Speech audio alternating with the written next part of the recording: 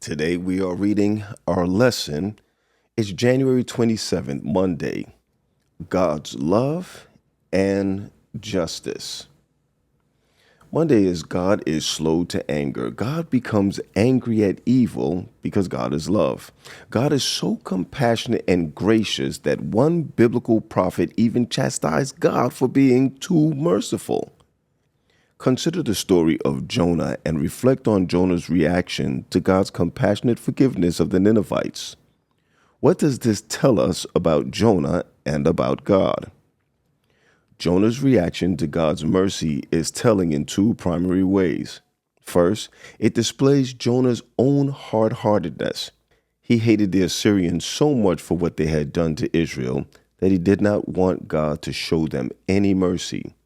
What a lesson for us. We must be careful to guard against this same attitude, however understandable it may be.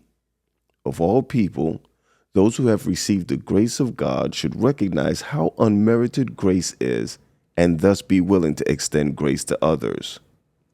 Secondly, Jonah's reaction reinforces how central God's compassion and grace is to his character. So familiar was Jonah with God's mercy that precisely because God is gracious and merciful and slow to anger and abundant in loving kindness, Jonah knew that the Lord will relent from bringing judgment against Nineveh.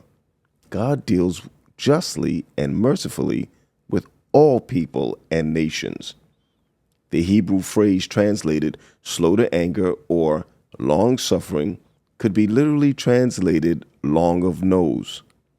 In Hebrew idiom, anger was metaphorically associated with the nose, and the length of nose metaphorically images how long it takes for one to become angry. References to God as long of nose, then, convey that God is slow to anger and long-suffering. While it does not take long for humans to become angry, God is exceedingly long-suffering and patient, and bestows grace freely and abundantly, yet without justifying sin or turning a blind eye to injustice.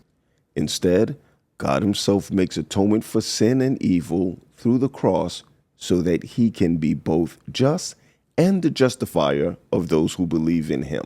Romans 3:25 and 26. Have you ever failed to show mercy or grace to someone who has wronged you? How can you best remember what God has done for you so that you become more gracious to others in response to the abundant grace God has shown you? And how do we do this? How do we show mercy and grace, but without giving license to sin or enabling abuse or oppression? This is Pastor Patrick Graham from the Glenridge Seventh-day Adventist Church. Thank you for listening, and subscribe to get this every day. And today, God bless you real good.